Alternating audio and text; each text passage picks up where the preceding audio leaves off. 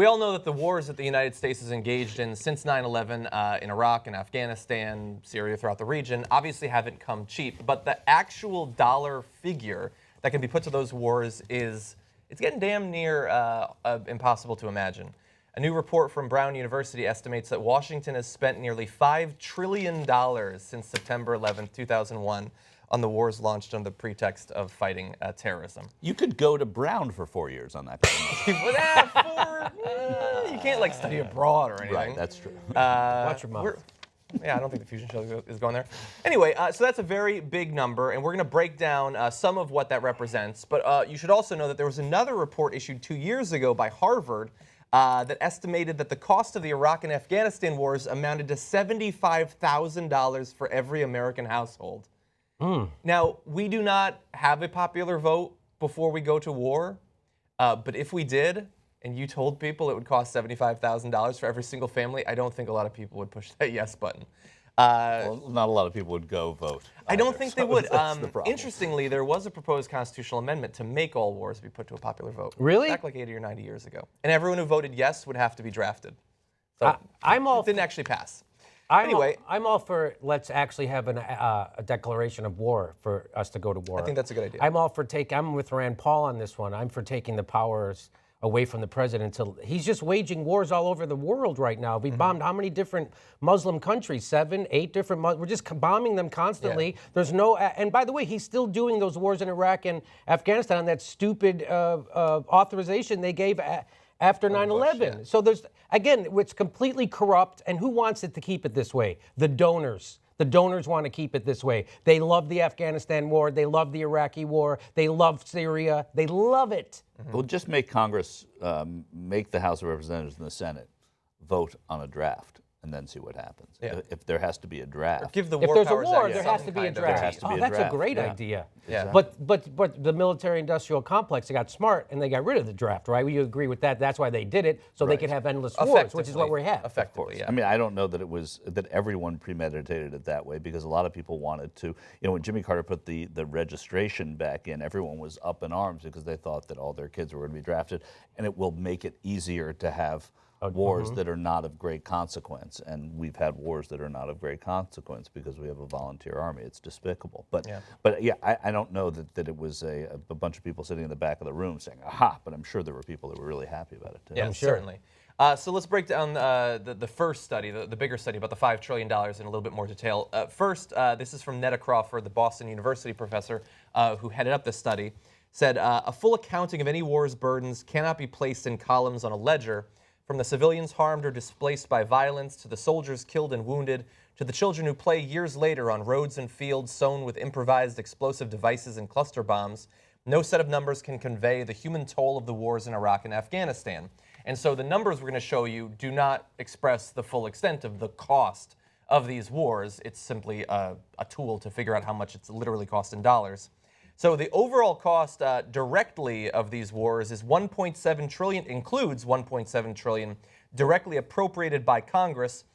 Those are those every once in a while, once or twice a year, they do extra spending because nobody could have predicted that the war in year 5 would lead to a war in year 6. And it was just all of a sudden it came up and we need to spend more money.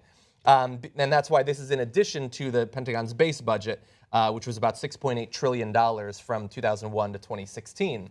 So that's the direct funding.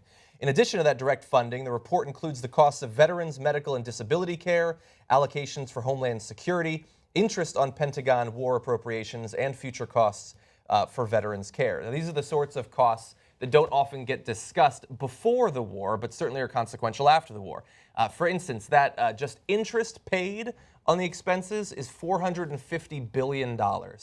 So you could fund the crazy expensive plan for free tuition at public colleges for 3 or 4 years just on the interest on these wars in particular. That's crazy because a lot of people supporting the weaker candidate this year told me that was crazy. They did say that. Right. Yes. People who are gaslighting. You're sounding crazy. Crazy. We're crazy that we. How are you going to? That's just the interest, by the way. How are you guys going to afford cheaper medicine? Yeah. How can you afford that? Are you crazy? You got to vote for Hillary. Yeah. Well, one of the write-ups on the Intercept, obviously when you see $5 trillion, you automatically start thinking, what else could have been bought with this? Oh. And one of the things that you could buy is... integrity for our political class? that didn't fit in, actually. But $3.5 trillion is what the U.S., I believe the U.S. Army Corps of Engineers says would cost to bring up to code all of the U.S. infrastructure that's currently crumbling. Does that the include... roads and bridges and all of that. Does that include the pipes in Flint? I hope that it includes the pipes in Flint. Right now, we're... I think you could fit in the extra money for the pipes in Flint. We can't get unleaded water at a Flint right now. Got interest payments on war. But somehow we're still pretty sure we can fix Syria. I think we probably Still pretty can. sure. You know what? If we could just fix the waters with some bombs that made by Raytheon and General Dynamics, whoever the hell makes the bombs now. That's probably two of them, yeah. Okay. Yeah, I think hopefully there will be money to refresh and renew our infrastructure as soon as we're done decimating theirs. We need to build some more schools and roads in Afghanistan first to show people that we're nice. I'm okay with the schools being built. I wish we would build some here. here. To education. I agree. We should do both. We should do both. And then you have a Republican Congress who doesn't pass a highway bill because it would make, first of all, make the jobs numbers go in the favor of the Democrats. And that they won't spend the money on this highway bill, the appropriations, without tying it to increased appropriations for these wars. And they're totally unrelated, but they can pull them that way. And when you have these omnibus bills, they don't become unrelated. So the way the Congress works also works against reallocating that money to things that it should be better spent on. Exactly. There are some additional non-financial costs or associated with some of these things. More than 1,600 soldiers who fought in Iraq and Afghanistan had undergone major limb amputations as a result of wounds suffered in combat. A reminder that the numbers of those who have died in these wars is not the only important number when it comes to who's been affected for the rest of their life by it. A total of 327,000 veterans of these wars have been diagnosed with traumatic brain injuries as of 2014, and fully 700,000 out of the 2.7 million people deployed to the war zones, damn, that's a big number, wow, had been classified as 30% or more disabled. Oh my God. Now, the $5 trillion, that's a big number, but of course that's only up until this point. That number will continue to accrue because of the wonderful power of interest, and the report estimates that unless Congress changes the way that it's paying for the wars, and I don't see how they could pay off all of it instantly, cumulative interest on war appropriations made just through 2013 will reach almost $8 trillion by 2053. Wow. $8 trillion. So can I... This comes from the World Socialist website, too. That is true, but they're simply reporting on the information. No, from I the know. report. I was going to say, and just because it says that, don't sort of discount it. Yeah, it's information from the report, not from World Socialist. Not that there's anything wrong with them.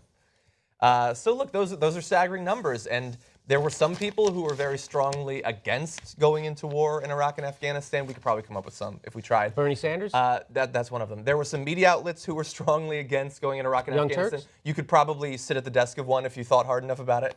And I mean, we knew that there was going to be consequences in blood, but also in money. And the money has consequences in blood. I mean, if we spend the money on bombs as opposed to infrastructure or health insurance or education, that has consequences that we will never see, but it reaches every corner of America over the course of decades. Did you report on Wolf Blitzer was interviewing Rand Paul? Did you report on this? So Rand Paul was being interviewed by Wolf Blitzer just a few days ago. And Rand Paul, like me, is for bringing back the power of war to the Congress. And he's complaining that we're arming Saudi Arabia, and Saudi Arabia has inserted itself in the Yemen civil war. And since they've done a lot of reporting on this, and the reporting says that 70% of the people the Saudi bombing has killed have been civilians, along with hundreds of children. Yeah.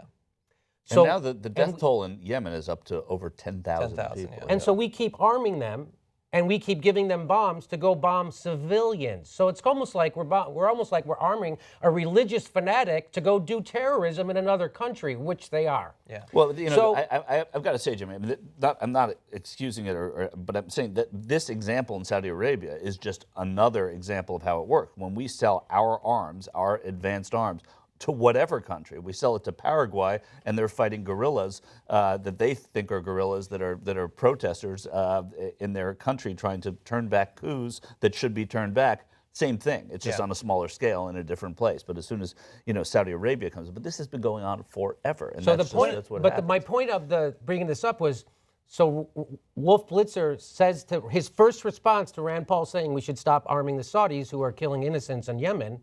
His response was, well, you know that's going to cost a lot of jobs here at home. He literally said that. He literally said that. And then he kept going. He didn't stop. He kept going. And then Wolf Blitzer literally said, he said, so the loss of jobs here and the hurt to our military industry, that's secondary to you.